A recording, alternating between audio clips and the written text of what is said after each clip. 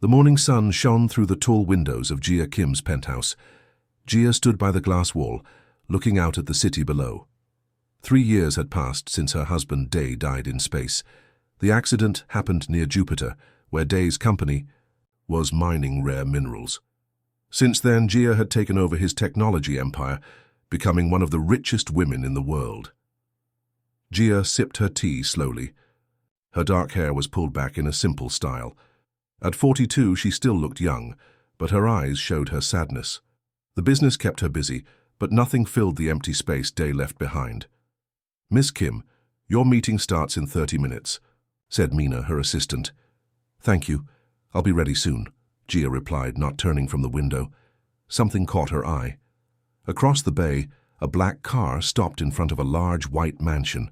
The house had been empty for months, but Jia heard, "Someone bought it recently." A tall man stepped out of the car. Jia's cup fell from her hand, shattering on the floor. She couldn't breathe. "Miss Kim, are you okay?" Mina rushed to her side. Jia pointed with a shaking finger. "That man. Look at him." The man stood by the car, talking to the driver.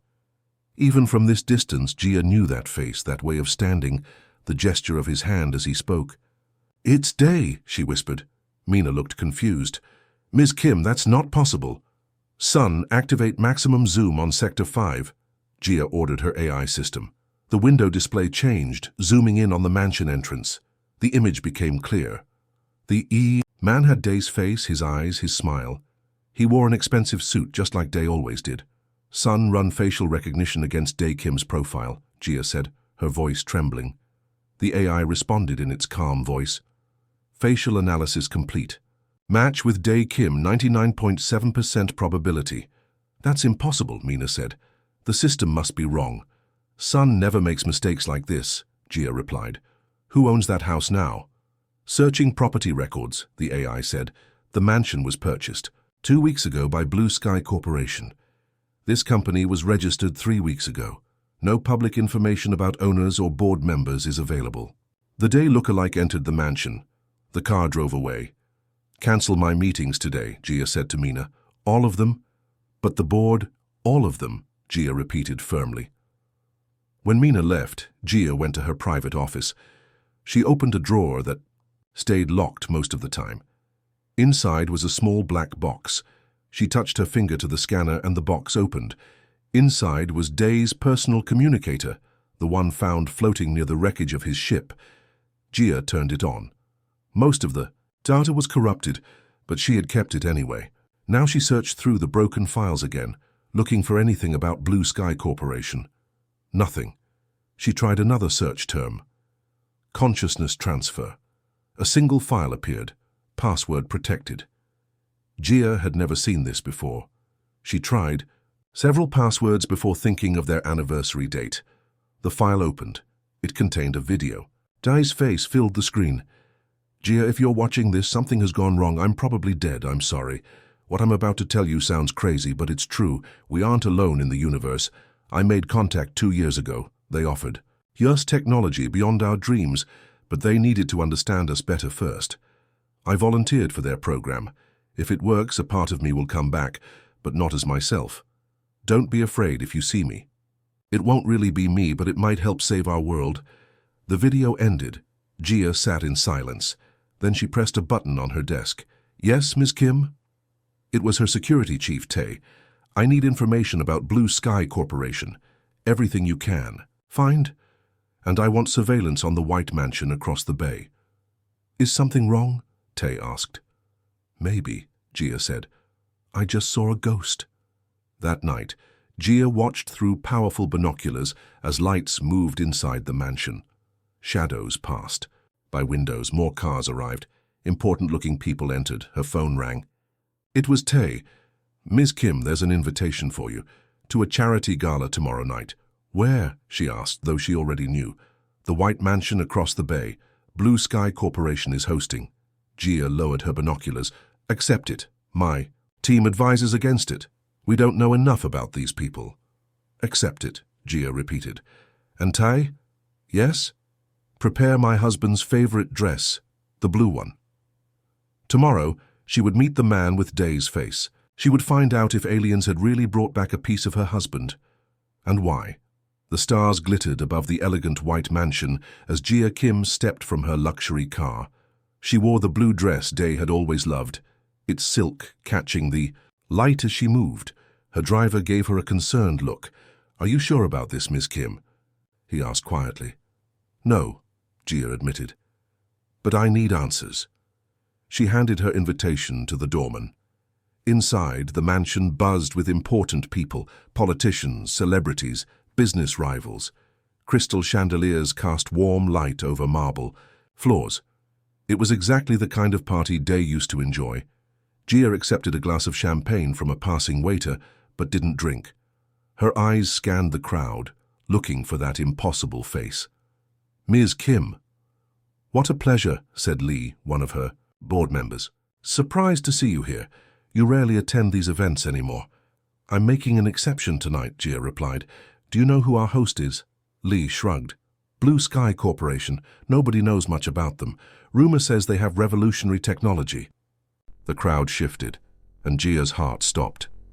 There he was across the room. Day's face, Day's smile, Day's way of tilting his head as he listened. She put down her glass and moved toward him.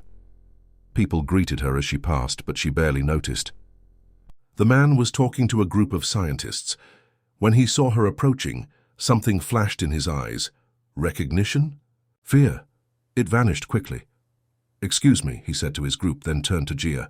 "Ms. Kim, you honor us with your presence." His voice was Day's voice. Up close, he was identical. The small scar near his eyebrow from a childhood accident, the slight asymmetry of his smile. But his eyes seemed older, wiser somehow. "You know me?" Jia asked, struggling to keep her voice steady. "Everyone knows the famous Jia Kim," he replied smoothly. "I'm Han. Just Han, no family name." "You look exactly like my late husband," Jia said directly. Han's expression didn't change. "I've heard that before.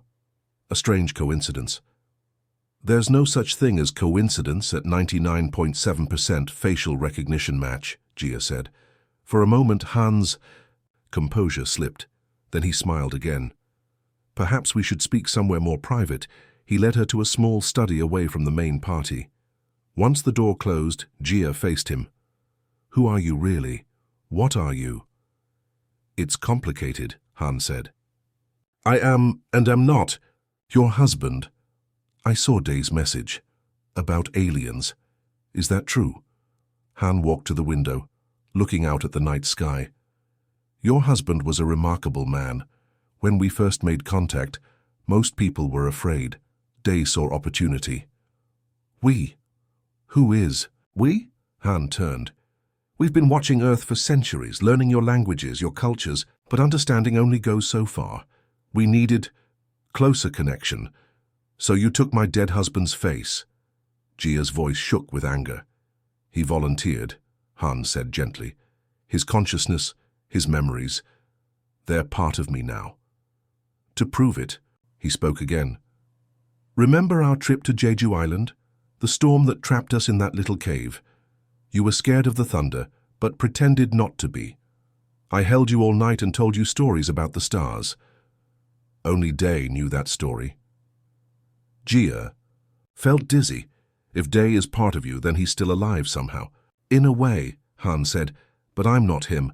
I have his memories, but I'm more."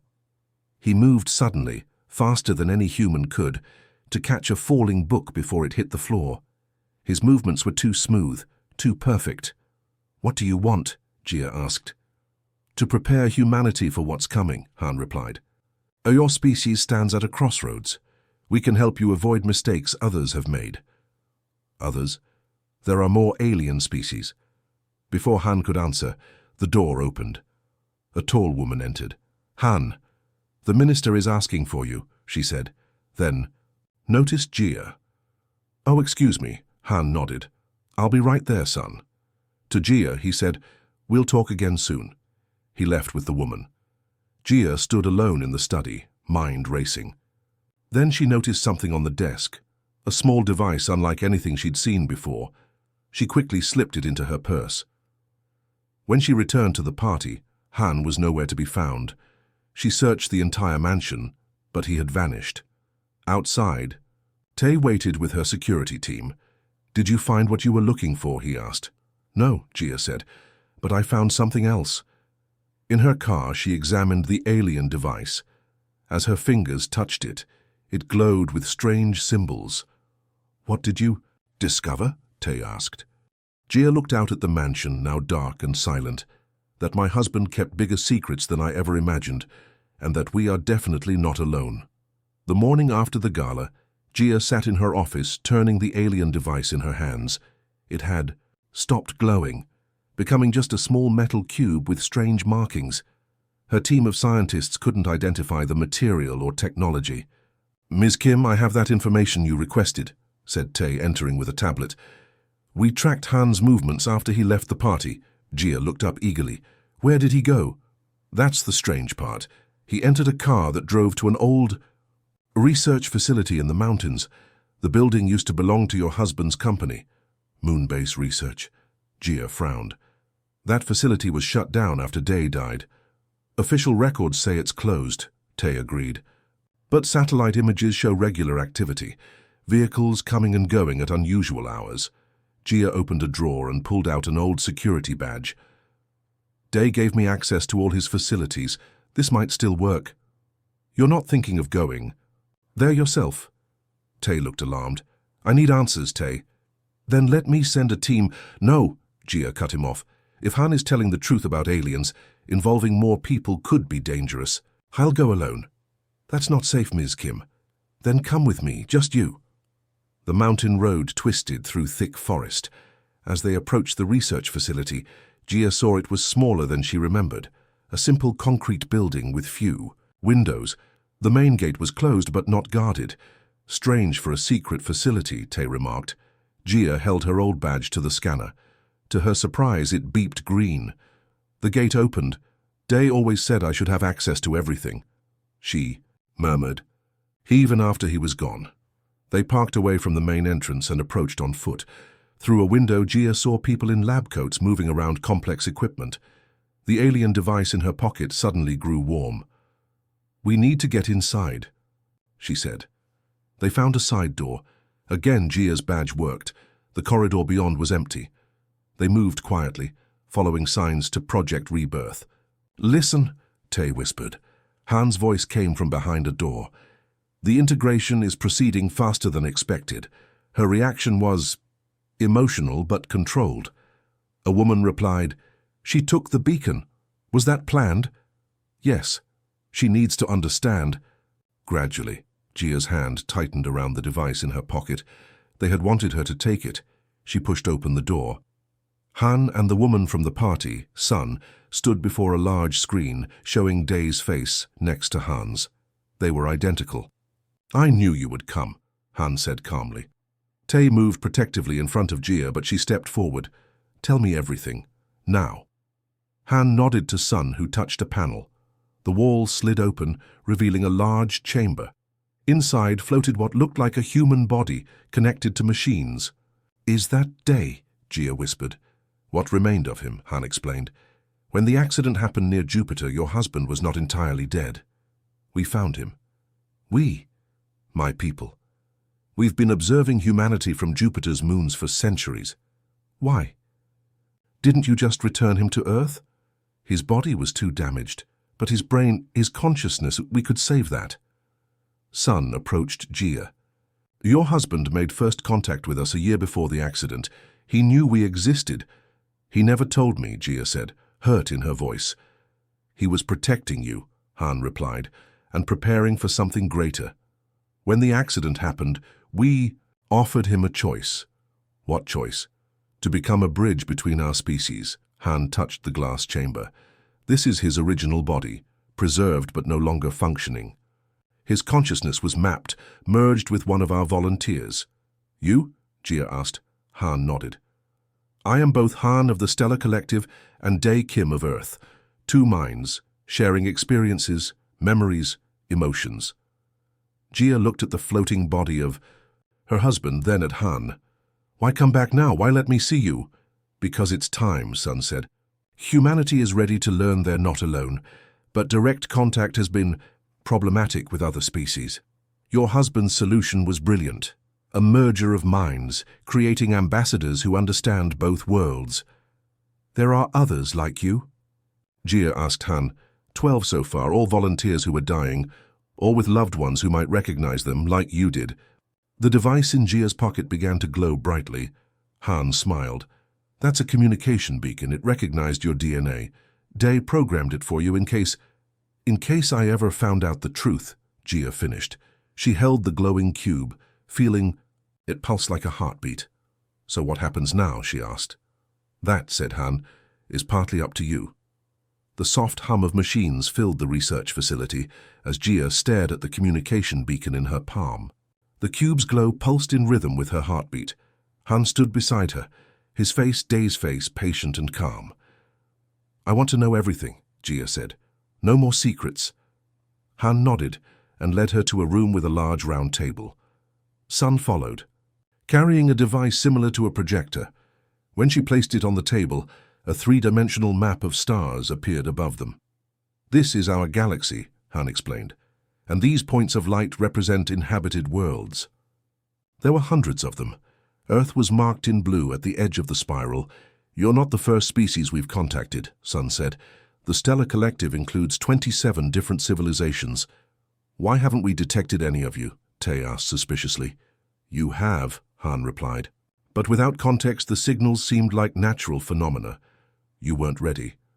And now we are, Gia asked. Now you must be, Sun answered. Your technology is advancing rapidly. Soon you'll develop faster than light travel.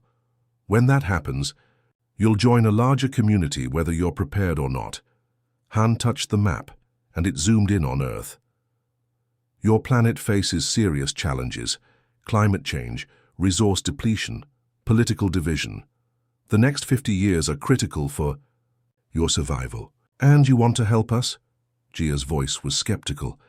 We need each other, Han said simply. Your species has something rare in the universe: adaptability, creative thinking. You solve problems in ways we never consider. The map changed to show the wreckage of Day's spacecraft near Jupiter. When your husband's accident happened, I was there, Han continued. My people were studying him already. He was brilliant, but more importantly, he was open-minded. When I joined with his consciousness, something unexpected happened. What? Gia asked. I became more than either of us alone. His humanity changed me, and that's when we realized what humans could offer the collective.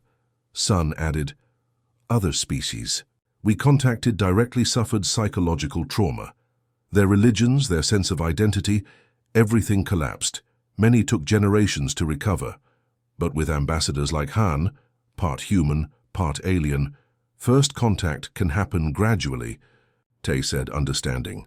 Exactly, Han confirmed. 12 of us are now on Earth, each connected to someone influential: scientists, artists, leaders, people who can help prepare humanity. Gia looked at the floating image of Day's wrecked ship. Did my husband really volunteer for this, or did you take him when he was dying? Han's face softened. He not only volunteered, it was his idea. He touched the projector again. A video appeared, Day in his spacesuit, floating inside his damaged ship. Oxygen warnings flashed on his helmet display. My ship is failing, Day's voice said, but I've been in contact with them for months. They can save my consciousness, if not my body. Gia, if you ever see this, please understand. Someone needed to be first, to build a bridge. I love you. Tears slid down Gia's cheeks. Han respectfully looked away. There's something else you should. No, Sun said. Earth is in danger. From what? Tay demanded. Not from us, Han assured them. From a group that opposes the collective. They believe developing species should be left alone or exploited. They've already sent agents to your planet. The strange lights people have reported, Gia realized. The conspiracy theories online about alien sightings, those are real? Some are, Han nodded. We've been trying to intercept them, but they're growing bolder. Why tell me all this? Gia asked. What can I do? Your company has the resources and technology to help us, Sun explained, and you have influence with world leaders. You want me to help prepare humanity for first contact, Gia said slowly. Yes, Han replied, but there's a risk. Once you join us, there's no going back. Knowledge of the wider universe changes everything. Outside the window, the sun was setting behind the mountains. Somewhere in the darkening sky were other worlds, other beings looking back at Earth. When? Gia asked finally. When does it happen? Official first contact? Han smiled. That depends on how quickly we can prepare your people, but the timetable has accelerated. 1 year, maybe less. The beacon in Gia's hand glowed brighter, almost as if responding to her decision before she made it. 6 months after learning the truth, Gia stood at the window of her office, watching the city below. The world had changed dramatically, though most people didn't know why. Her company had released 3 revolutionary technologies in quick succession: a new energy source that produced no waste, materials that cleaned pollution from water, and air and medical devices that could heal previously untreatable conditions. The press called it genius. Only Gia and her small inner circle knew these advances came from alien science, carefully modified to seem like human innovation. The news reports are positive, said Tay, entering with a tablet. Public reaction is better than we expected. People accept change when it improves their lives, Gia replied. The hard part comes next. On her desk sat the communication beacon, now permanently glowing. It connected her to the network of 12 hybrid ambassadors around the world. Each one guided a different sector: energy, medicine, communications, agriculture. Each one, like Han, carried the consciousness of both, human and alien. Her phone rang. It was Min, the Korean president's chief advisor, who was also one of the 12. The Council of Nations will meet next week, Min said. They're ready to hear the proposal. And the opposition? Gia asked, growing quieter. Their predictions of disaster look foolish when our technologies are saving lives. After the call, Gia went to the roof where a helicopter waited. It flew her to the mountain facility, now expanded and buzzing with activity. Scientists worked alongside special government officials who had been carefully selected and briefed about humanity's true situation. Han met her in the central chamber. In the 6 months they had worked together, Gia had stopped seeing him as Dai. He was something different, something new. Today is important, Han said. We're activating the global network. They entered a room with a large circular platform. The other 11 ambassadors were already there, forming a circle. Each one had been chosen like Han, a human consciousness, preserved and merged with a volunteer from the Stellar Collective. As Gia watched, they joined hands. The platform beneath them glowed with symbols similar to those on the beacon. A field of energy rose around them. What exactly will this do? Gia asked Sun, who stood beside her. It will create a protective field around Earth, Sun explained. The opposition ships won't be able to land undetected anymore. And it prepares the way for the arrival, added Han. The Collective Council has moved up the timetable. Official first contact will happen in 1 month. Gia gasped. So soon, are we ready? As ready as we can be, Han said. The Council feels Earth cannot wait any longer. Later that day, Gia sat with Han in the garden behind the facility. The sky was turning purple with sunset. There's something I haven't told you, Han said quietly. Something happening to me. What is it? Gia asked, concerned by his tone. The merger between myself and Dai. It's changing. His consciousness is becoming stronger. What does that mean? It means I'm becoming more human, more him. Han looked at his hands. This wasn't expected. It's happening with some of the other ambassadors too. Is it dangerous? No. But it suggests humans are more adaptable than we realized. Instead of us changing you, you may be changing us. Gia thought about this. Evolution works both ways. 1 month later, Gia stood on a stage before the world's leaders and cameras broadcasting to billions. Beside her was Han, along with the other ambassadors and representatives from Earth's major nations. Above them, visible in the daylight sky, hovered the massive ship of the Stellar Collective Council. Its arrival the previous day had shocked the world, but there had been no panic. The careful preparation had worked. Today, humanity joins a community greater than ourselves, Gia said into the microphone. We are not alone, And we never were. She stepped back as Han came forward to address the crowd. As he spoke, she noticed something in his eyes, in his gestures, something more familiar than ever. When the ceremony ended, they walked together away from the cameras. "Day," she whispered, too quietly for anyone else to hear. Han smiled. Day's smile. Not exactly, but not entirely Han anymore either. Something new. Something evolved. He took her hand as they looked up at the ship and the stars beyond. "Ready?" "For what comes next?" he asked. Jia nodded. Humanity's greatest journey was just beginning.